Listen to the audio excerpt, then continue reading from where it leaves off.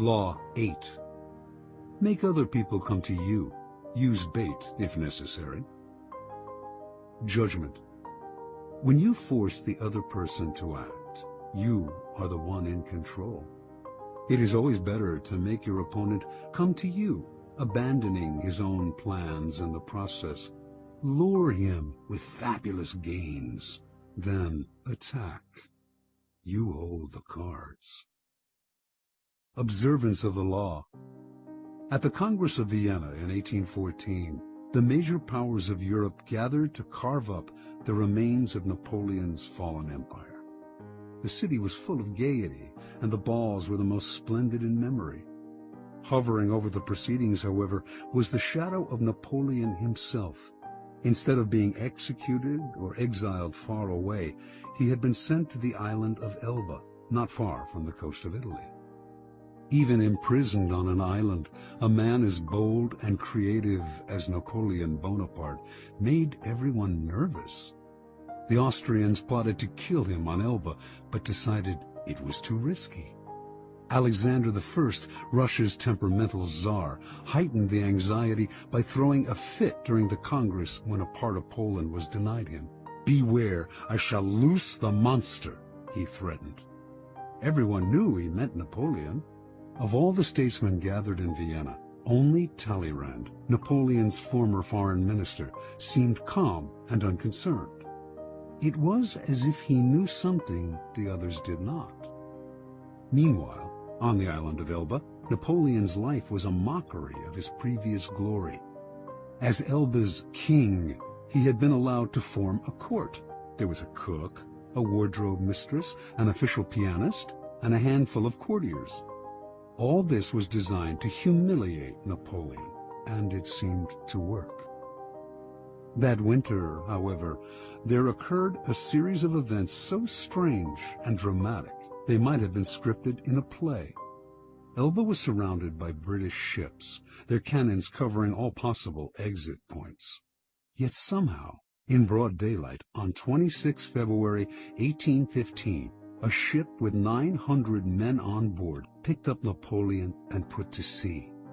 The English gave chase, but the ship got away. This almost impossible escape astonished the public throughout Europe and terrified the statesmen at the Congress of Vienna. Although it would have been safer to leave Europe, Napoleon not only chose to return to France, he raised the odds by marching on Paris with a tiny army in hopes of recapturing the throne. His strategy worked. People of all classes threw themselves at his feet. An army under Marshal Ney sped from Paris to arrest him, but when the soldiers saw their beloved former leader, they changed sides. Napoleon was declared emperor again. Volunteers swelled the ranks of his new army. Delirium swept the country. In Paris, crowds went wild.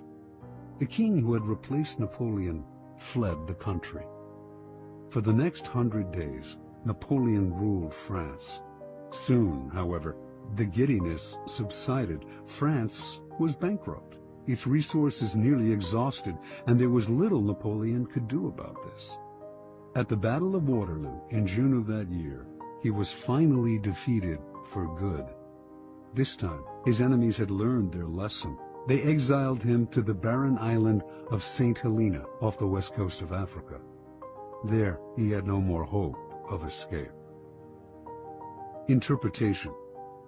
Only years later did the facts of Napoleon's dramatic escape from Elba come to light. Before he decided to attempt this bold move, visitors to his court had told him that he was more popular in France than ever, and that the country would embrace him again. One of these visitors was Austria's General Kohler, who convinced Napoleon that if he escaped, the European powers, England included, would welcome him back into power.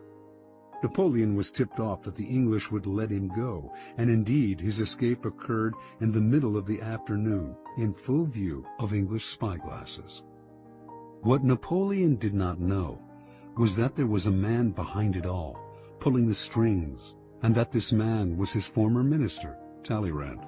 And Talleyrand was doing all this not to bring back the glory days, but to crush Napoleon once and for all. Considering the emperor's ambition unsettling to Europe's stability, he had turned against him long ago. When Napoleon was exiled to Elba, Talleyrand had protested. Napoleon should be sent farther away, he argued, or Europe would never have peace. But no one listened.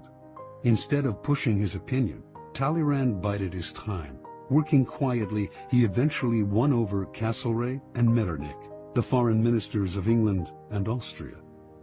Together, these men baited Napoleon into escaping.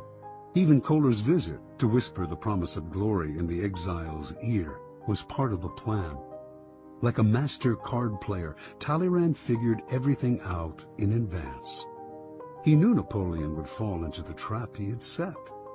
He also foresaw that Napoleon would lead the country into a war which, given France's weakened condition, could only last a few months.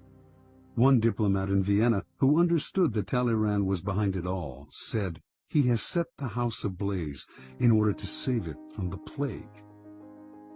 Keys to power. How many times has this scenario played itself out in history? An aggressive leader initiates a series of bold moves that begin by bringing him much power. Slowly, however, his power reaches a peak, and soon everything turns against him. His numerous enemies band together, trying to maintain his power. He exhausts himself going in this direction and that, and inevitably he collapses. The reason for this pattern is that the aggressive person is rarely in full control. He cannot see more than a couple of moves ahead, cannot see the consequences of this bold move or that one, because he is constantly being forced to react to the moves of his ever-growing host of enemies, and to the unforeseen consequences of his own rash actions. His aggressive energy is turned against him. In the realm of power, you must ask yourself, what is the point of chasing here and there, trying to solve problems and defeat my enemies if I never feel in control? Why am I always having to react to events instead of directing them? The answer is simple. Your idea of power is wrong. You have mistaken aggressive action for effective action. And most often, the most effective action is to stay back, keep calm, and let others be frustrated by the traps you lay for them, playing for long-term power rather than quick victory. Remember, the essence of power is the ability to keep the initiative, to get others to react to your moves, to keep your opponent and those around you on the defensive. When you make other people come to you, you suddenly become the one controlling the situation, and the one who has control has power. Two things must happen to place you in this position. You yourself must learn to master your emotions and never to be influenced by anger. Meanwhile, however, you must play on people's natural tendency to react angrily when pushed and baited. In the long run, the ability to make others come to you is a weapon far more powerful than any tool of aggression. Manipulation is a dangerous game. Once someone suspects he is being manipulated, it becomes harder and harder to control him.